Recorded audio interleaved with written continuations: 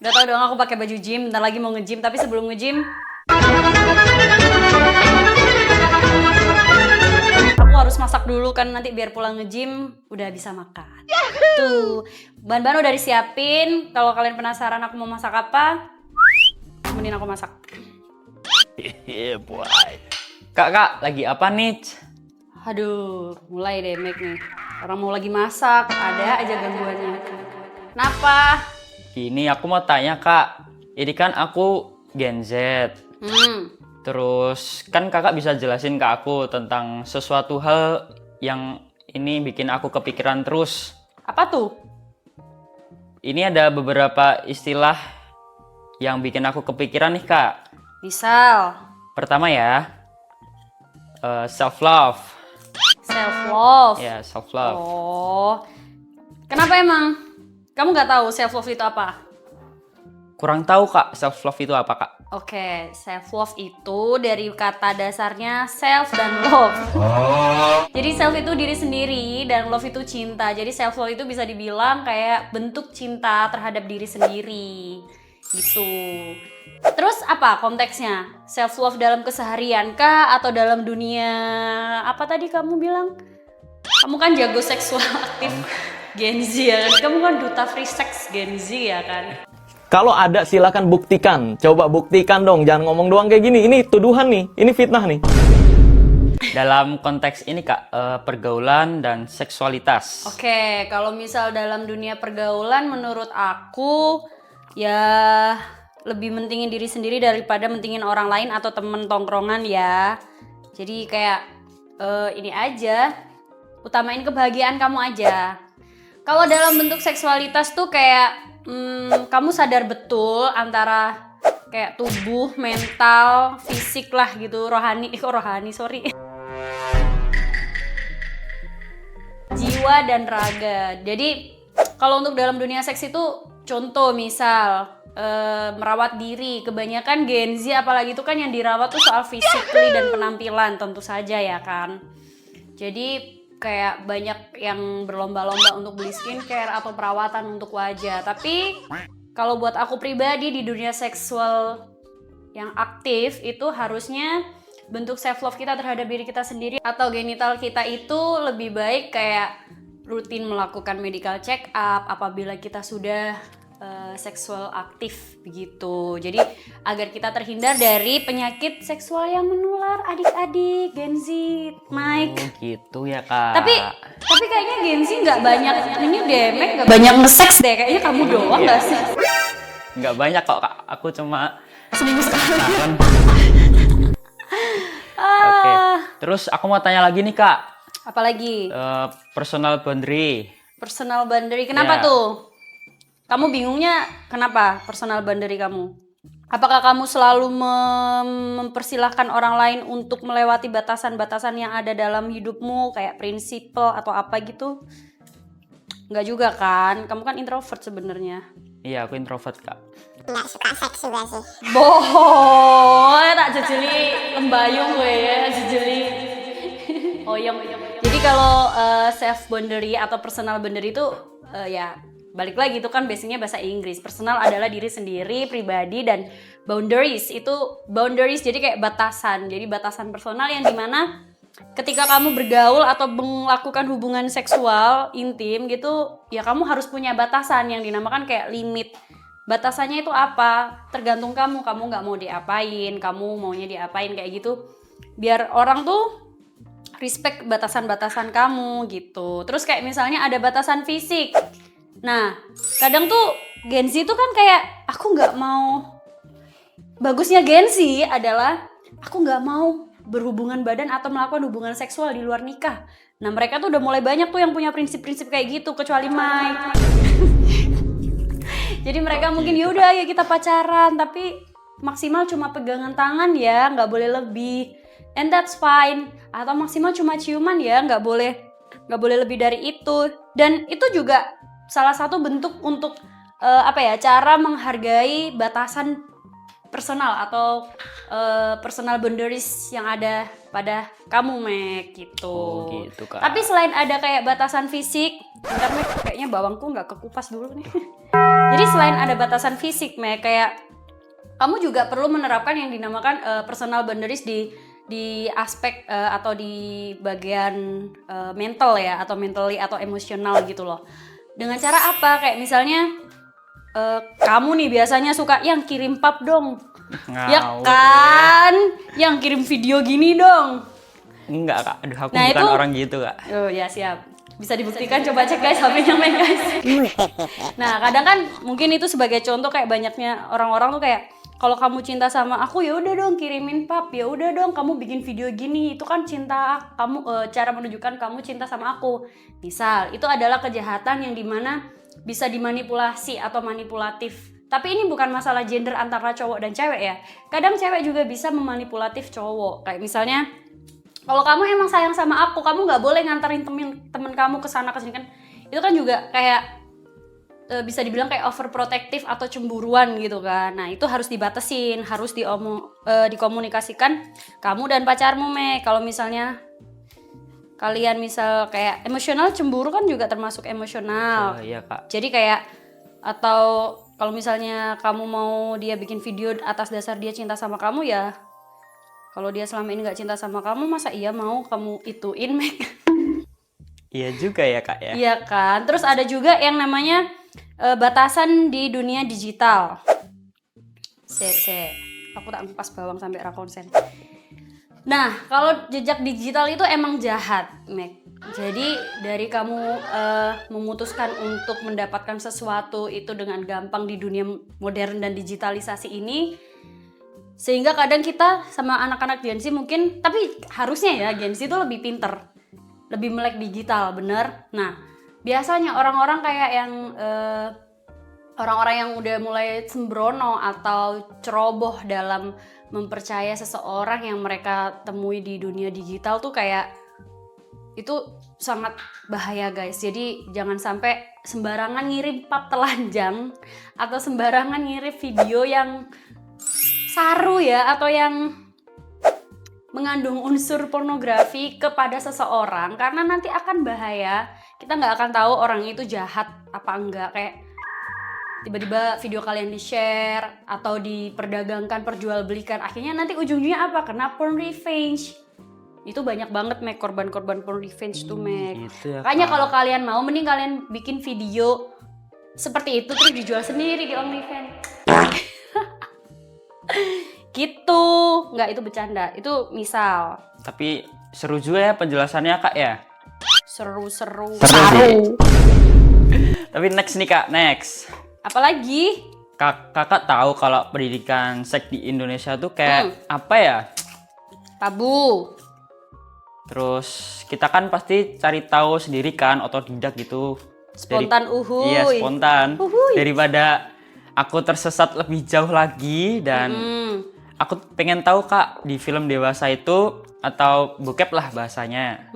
Terus kayak ada adegan yang dipaksa-paksa gitu, terus kayak ada kekerasan itu emang beneran gitu, Kak. Kayak kesannya keren gitu ya. Keren Natal. Mike, jangan dicoba ya, Mike. Tanpa pengawasan.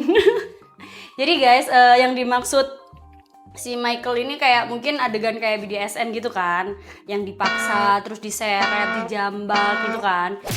Kata Michael itu keren. Menurut aku itu keren kalau misalnya mereka yang pelaku dan yang ada di dalam video itulah itu melakukan konsen atau kesepakatan. Nah, jadi kayak kesepakatan atau persetujuan antara si A dan si B atau bahkan lebih dari partner berdua itu. Kenapa? Karena untuk melakukan hubungan seksual entah itu dalam bentuk kasar atau vanilla itu ini, Mike, apa kayak lembut, kayak yang ya udah biasa aja gitu, atau yang rough BDSM itu semuanya harus konsen, Mike. Jadi kamu mau melakukan sesuatu terhadap tubuh pasangan kamu atau partner kamu itu harus atas izin dia. Jadi nggak boleh sembarangan megang, nggak boleh sembarangan narik, nggak boleh sembarangan kayak tiba-tiba di tengah jalan kamu udah berhubungan, tiba-tiba di tengah jalan kamu pengen terinspirasi tuh tadi yang kasar-kasar, digeplok-geplok, diseret-seret, dijambak-jambak, tiba-tiba di tengah jalan yang tadinya kamu sama cewekmu itu apa ya namanya, vanilla atau soft yang normal lah, wajar, tiba-tiba kamu keinget cuplikan bokep itu, tiba-tiba kamu terapin ke cewekmu, tapi cewekmu nggak suka, itu nggak boleh, Meg. Itu kamu jahat dan bisa ditangkap. Itu nggak boleh. Ya, jadi harus pakai konsen. Aku nggak boleh kasar sama pasangan asal ini ya kak, serobot aja gitu, jadi kayak berkesan aku jahat banget dong gitu. Ya iyalah, nggak boleh kan. Apa namanya, kalau kamu bukan asal serobot, emang kamu bajai. Anjir. Apa ya, harus izin, maksudnya harus dikomunikasikan, kamu harus ngobrol soal fantasi, soal apalah itu. Jadi harus kamu ungkapin, kamu pengennya gimana, cewekmu pengennya gimana. Namanya juga berhubungan kan, nggak boleh salah satunya nggak boleh lebih dominan atau lebih apa ya? Itulah ya pokoknya. Aku mau tanya nih kak, Les nih. Apa lagi? Digital safety. Itu kok unik sekali ya kak istilahnya. Digital seksi. Iya, digital safety. Digital safety. Iya, digital safety. Karena buat Gen Z, pergaulan itu nggak cuma terasa secara fisik, tapi 24 jam ada di genggaman tangan. Oh, dari handphone Iya, misalnya. dari HP. Oke. Ya itu tadi yang seperti aku jelaskan di awal, karena jejak digital itu jahat dan emang bener-bener gak bisa hilang ya. Kecuali kamu bayar orang cyber atau apa gitu untuk menghilangkan semua jejak digital kamu. Kayak misalnya di Jepang tuh kan ada kayak tradisi menghilangkan jejak digital bahkan seorang-orangnya, tapi kamu harus bayar. Itu harusnya ya dijadikan bahan pertimbangan ketika Gen Z sudah mulai yang kayak aku sebutin tadi, kayak kirim-kiriman video, tukeran video atau video call yang mengandung unsur ketelanjangan atau porno aksi, ya itu kan menjadi ranah private. Tapi kan sekarang kayak kita nggak bisa trust 100% atau kita nggak bisa percaya sama bahkan pacar sendiri gitu kan. Kadang tuh banyak kejanggalan yang karena saking kreatifnya Gen Z tuh bisa loh ada orang yang kayak menjadi admin bokep, terus ngambilin bokepnya tuh dari cewek-ceweknya sendiri terus dijual gitu. Itu bukan Gen Z juga, maksudnya bukan aku secara mengeneralisasi itu adalah Gen Z itu enggak, cuma itu kan banyak ditemukan seperti itu. Makanya jejak digital itu amat sangat mendapatkan concern yang lebih banyak daripada ketemu secara fisik, karena bahaya sih jejak digital itu. Kalau misalnya kayak kamu lagi video callan tuh terus nanti tiba-tiba di screen record atau itu kan udah banyak tuh bokep-bokep yang bertebaran. Karena misal nih, sorry banget nih, video call seks atau VCS, terus tiba-tiba nanti lawannya merasa udah kayak dia udah pacar aku apa segala macam, tiba-tiba di record, terus habis itu nanti pas udah putus disebarin. Tuh banyak. Terus kan kemarin ada beberapa artis yang mengalami porn revenge. Kayak adalah beberapa yang ternyata itu video pribadi mereka, terus mereka udah putus, terus diunggah di X atau diunggah ke platform yang mengandung konten bokep. Itu kan banyak gitu. Jadi harus dihati-hati. Kecuali kalau mental kalian udah kuat dan kalian sudah menyiapkan untuk apa yang kalian lakukan ketika kalian menghadapi penyalahgunaan video atau foto pribadi, itu gak apa-apa. Kalau mental kalian belum kuat, apalagi Gen Z kan sangat tipis kemungkinan untuk mental aku nggak bisa bilang Gen Z mentalnya lembek, enggak. Gen Z mentalnya sangat kuat karena mereka juga paling peduli soal mental health dan segala macamnya. Tapi kalau untuk urusan porn atau kebocoran data atau porn revenge apalagi, serem sih. Tapi kalau nyimpan video gitu di Google Drive gitu aman? Kebiasaan lu ya. Video siapa? Ya, misal aja kak gitu. Oh, Iya, misal. misal. Sebenarnya kamu simpen di handphone pun sebenarnya aman, tapi kan Kita nggak tahu ya kejailan teman-temanmu di sini tuh. Kayak kemarin. Jangan nanti ceweknya Meg nonton guys. Ngawur kalian. Nggak, kalau misalnya kalian nonton, kalian nyimpen di Google Drive itu sebenarnya ya aman, itu kan yang bisa ngakses kan kamu. Cuma kan di era digitalisasi modern ini kan bisa di-hack, bisa bajak, bisa di hijack gitu-gitu kan serem, Meg. Mending nyimpennya di hard disk. Kalau habisnya hilang Kak. Jangan sampai hilang anjir, makanya hati-hati. Ya kalau hard disknya hilang antara emang hilang sama di itu orang. Kalau tentang batasan buat sexting gitu kayak chat dewasa gimana Sexting? Kak? Iya, sexting. Nggak tahu ya, aku jarang banget menerapkan sexting karena kalau mau ngewe ya ketemu Meg anjir. Apa enaknya Oh, ini kebanyakan baca stensil kemarin anjir dia. Jadi kalau sexting tuh batasannya ya mungkin paling aman tuh apa ya? Ketemu ya daripada, karena kan balik lagi ya jejak digital anjir, kan ada bukti di screenshot gimana? Kalau misalnya kamu flirting begini terus nanti ceweknya nggak suka di screenshot terus di share, bahaya juga kan. Apalagi sekarang banyak model-model AI, itu kan lebih pusing ya kan bedain mana yang asli mana yang AI gitu kan. Nah terus kalau untuk sexting apalagi belum pernah ketemu sama orang yang kamu chat ya, buat aku sih lebih hati-hati ya, karena itu juga cyber violence atau pokoknya kejahatan digital lah. Takutnya nanti semua chat dari kalian untuk kayak misalnya blind date yang nggak pernah video callan, nggak pernah ketemu, terus tiba-tiba kalian cuma chat doang, teleponan, itu kadang agak menyeramkan guys. Menyeramkan tau Mike. Gitu Kak. Terus jangan lupa bahwasannya di Indonesia ini kan juga ada undang-undang yang ngatur tentang informasi teknologi atau elektronik, dan sama undang-undang yang mengatur digitalisasi gitu kan. Kayak aku kemarin kasus aku yang menjerat kan ya akhirnya undang-undang ITE sama hukum digital atau porno aksi atau pornografi gitu-gitu. Jadi ya hati-hati saja, kalau kalian belum punya mental di penjara mending nggak usah. Lebih aman sih ketemuan, tapi juga hati-hati ketemuan, jangan tiba-tiba blind date ketemu sendiri-sendiri. Ih serem banget tau, karena banyak banget yang meninggal karena baru pertama kali ketemu terus abis itu psychopath. Jadi bener-bener hati-hati lah guys kalian untuk mengenal orang dari luar circle kalian atau dari sosial media. Sumpah hati-hati banget.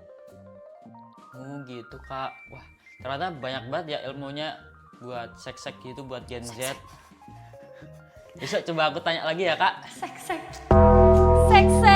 coba Mike. Yang penting aku cuma berpesan ya sama Mike dan teman-teman kamu Mike ya.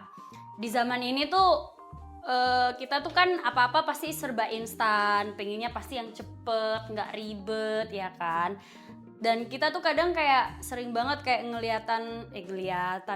ngeliatin kesuksesan atau kesenangan yang serba instan di dunia digital. Padahal kita juga nggak tahu tuh proses dibalik yang dia tunjukin di dunia media sosial tuh seperti apa. Tapi yang harus diingat tuh satu hal Mike.